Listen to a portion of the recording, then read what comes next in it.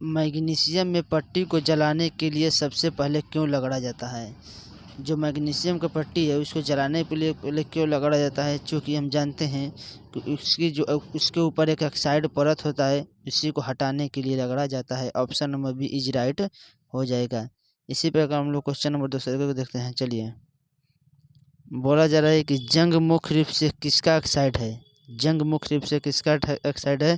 तो लोहा, चूँकि लोहा में जंग लग जाता है। Option number B C is right. इसी प्रकार क्वेश्चन नंबर 3 को देखते हैं। बोला जाए कि पीतल किसका मिश्र धातु है? पीतल किसका मिश्र धातु है?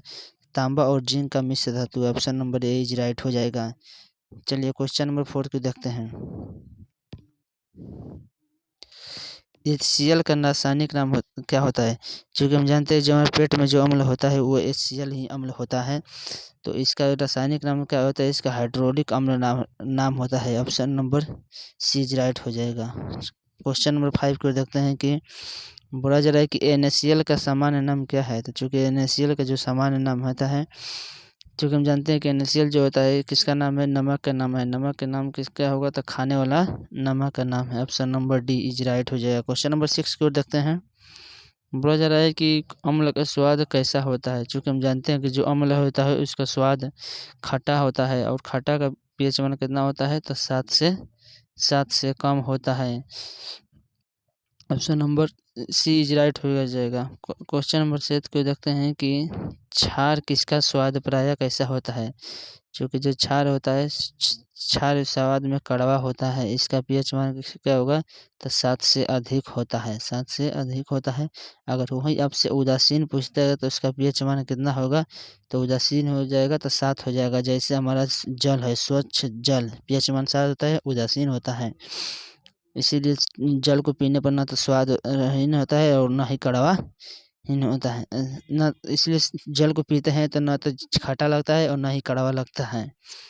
हाँ, समुद्र के जल की बात की जाए तो 7.4 होता है, यानी कि समुद्र का पानी कुछ खारे है, इसमें नमक है, नमक पाया जाता है तो इससे कड़वा लगता है, नमक जैसा लगता है। चलिए क्वेश्चन नंबर 8 को हम देखते हैं। क्या बोला जा रहा है कि pH मान 7 से कम होने पर क्या हो जाएगा? तो अम्लीय हो जाएगा। क्वेश्चन नंबर 9 को देखते हैं कि लाल लिटमस पत्र को नीला किस में बदलता है? तो किस में बदलता है? तो इसमें क्षार में बदल देगा। अगर वही पूछता कि नीला लिटमस पत्र को लाल क्यों कहता है? तो अम्ल नीला लिटमस पत्र को लाल कहता है, क्योंकि जो क्षार है तो लाल लिटमस पत्र को नीला कर दे रहा है। ठीक, क्वेश्चन नंबर 10 की ओर देखते हैं। बेकिंग सोडा का सूत्र क्या होता है? तो चूँकि बेकिंग सोडा होता है NaHCO3 होता है। NaHCO3 होता है। बेकिंग सोडा यानी कि खाने वाला सोडा होता है। चलिए क्वेश्चन नंबर 11 की ओर देखते हैं कि बोला जा रहा है कि बेरियम क्लोराइड का रंग कैसा होता है? तो चूँकि बेरियम क्लोराइड का जो रंग होता है व्हाइट यानी सफ़ेद होता है। Option number C is right हो जाएगा। क्वेश्चन नंबर 12 की ओर देखते हैं। बोला जा रहा है कि दूध का pH मान लगभग कितना होता है? तो चूँकि दूध का जो pH मान होता है, दूध का pH मान अम्लीय होता है, तो इसलिए 6 हो जाएगा। देखिए डी है ना, तो ये क्या हो जाएगा? ये तो क्षारीय है तो ऐसा ही नहीं हो जाएगा। ऑप्शन नंबर 3 में बच गया, तो इसका जो होगा लगभग नींबू का pH मान होता है 2.4 के करीब होता है। चलिए क्वेश्चन नंबर बात करेंगे कि 13 क्वेश्चन देखिए।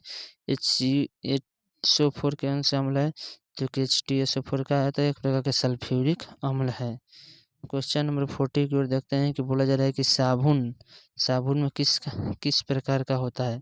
जो साबुन होता है अम्ल या खट्टा होता है। अब साबुन का स्वाद कैसा होता है? स्वाद मतलब नहीं कि खाने में, उसका स्वाद है ये कि अब साबुन किस प्रकार का होता है? तो साबुन एक प्रकार का क्षारीय होता है। चलिए क्वेश्चन नंबर 50 को देखते हैं कि दांतों के इनामिल कौन सा पदार्थ होता है? तो कुछ जानते हैं कि दांत जो हमारा है इनेमल होता है, सबसे एक कठोर दांत है। सबसे क्या है? कठोर दांत है। और जो इनेमल होता है कैल्शियम प्लस फास्फोट का बना होता है। तो इसमें देख लीजिए कैल्शियम फास्फोट राइट है, कैल्शियम सल्फेट नहीं हो सकता है, कैल्शियम क्लोराइड हो सकता है, कैल्शियम नाइट्रेट नहीं हो सकता है। ऑप्शन नंबर ए इज ड्राइच हो सकता है। क्वेश्चन नंबर 60 को देखेंगे मीथेन का फार्मूला क्या होता है? तो मीथेन का फार्मूला CH4 होता है। CNG का फार्मूला पूछेगा तो ये भी क्या जगह मीथेन होगा। हो जाएगा।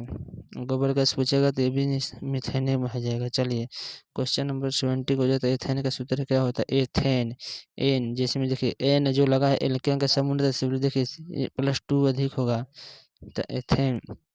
ये क्या है? ऑप्शन नंबर ये था। तो मेथेन का मेथेन का सूत्र हो गया। ये तो नहीं होगा, ये तो नहीं होगा। और C2H6, हाँ ये कुछ लग रहा है कि 2 गुने से 2 अधिक है, 2 गुने से 2 अधिक है तो ये संभावना हो सकता है।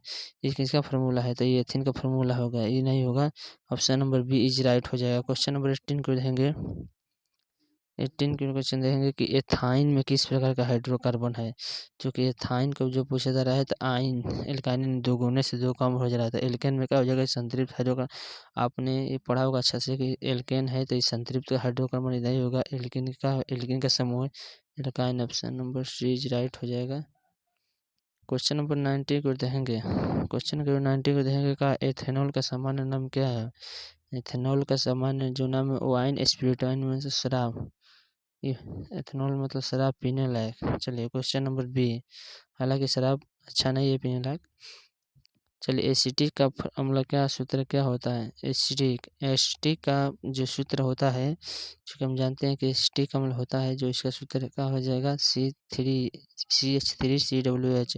यह एक प्रकार का किसका समूह है? कार्बोक्सिलिक अम्ल का है। तो option number C is right हो जाएगा। क्वेश्चन नंबर 21 का बचाएगा कि कठोर जल में कौन सा लवण होता है? तो जो कठोर जल लवण होता है कैल्शियम, कैल्शियम और मैग्नीशियम का लवण होता है। कैल्शियम प्लस मैग्नीशियम का लवण होता है। Option number C is right हो जाएगा।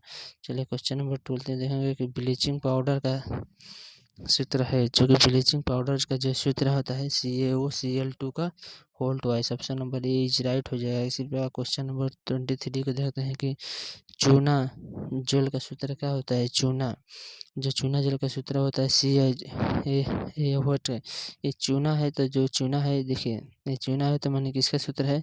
बुझा हुआ चूना है, बुझा हुआ चूना का यह किसका है? तो संगमरमर का सूत्र, संगमरमर का सूत्र है। CuO का होता है तो बिना बुझा हुआ चूना का है, जो दीवार क्या होता है। चलिए ऑप्शन नंबर हो जाएगा। चलिए क्वेश्चन नंबर नेक्स्ट की ओर देखते हैं। क्वेश्चन नंबर 24 की ओर देखते हैं कि हाइड्रोजन में गैस किस रंग की होती है? क्योंकि हाइड्रोजन में जो गैस की रंग होती है रंगहीन, यानी कि इसमें कोई रंग नहीं होती है। क्या होती है? कोई रंग नहीं होते है। इसी प्रकार नेक्स्ट क्वेश्चन में देखेंगे कि पानी का सूत्र क्या हो जाएगा? पानी का सूत्र जानते हैं, बहुत हल्का सवाल है कि पानी का सूत्र H2 है। हमेशा जानते हैं कि ये उदासीन होता है, इसका पीएच 7 के बराबर होता है। चलिए क्वेश्चन नंबर 26 की ओर देखते हैं। कार्बन डाइऑक्साइड का फार्मूला क्या होता है? कार्बन डाइऑक्साइड क्या होता है? CO2 होता है। Option number B is right हो जाएगा। क्वेश्चन नंबर 27 है कि चूना पत्थर का सूत्र क्या हो जाएगा? चूना पत्थर का जानते हैं कि CaCO3 हो जाएगा। संगमरमर का एक प्रकार का ही सूत्र है चूना पत्थर। Option number C is right हो जाएगा। चलिए क्वेश्चन नंबर 28 को देखेंगे कि क्वेश्चन नंबर 28 को देखेंगे। क्वेश्चन नंबर 28 के देखेंगे कि पेट में कौन सा अम्ल बनता है? पेट में HCl का अम्ल बनता है। चलिए एसिड वर्षा का प्रमुख वर्ष क्या है? एसिड वर्षा का प्रमुख रूप से कारण क्या है? तो CS sulphur dioxide SO2 and NO2 हो जाएगा। Option number C is right हो जाएगा। चलिए इसी प्रकार हम लोग 30 क्वेश्चन को देखेंगे कि FeSO4 का रंग क्या होता है? तो इसका जो रंग होता है हरा होता है, क्योंकि फेरिक सल्फेट पूछ रहा है तो इसका रंग हरा होता है। क्वेश्चन नंबर 31 को देखेंगे कि इस सब का मिस्ट्री का है।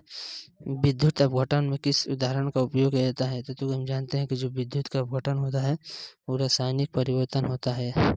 इस रासायनिक परिवर्तन में एक बार समाप्त हो जाने के बाद इसका यूज नहीं किया जाता है। भौतिक परिवर्तन क्या होता है कि उसका बार बार पुनः उपयोग भी किया जा सकता है। इसी प्रकार क्वेश्चन नंबर 32 को देखेंगे कि Zn+HCl में किसका मिश्रण है? Zn+HCl क्या बनेगा?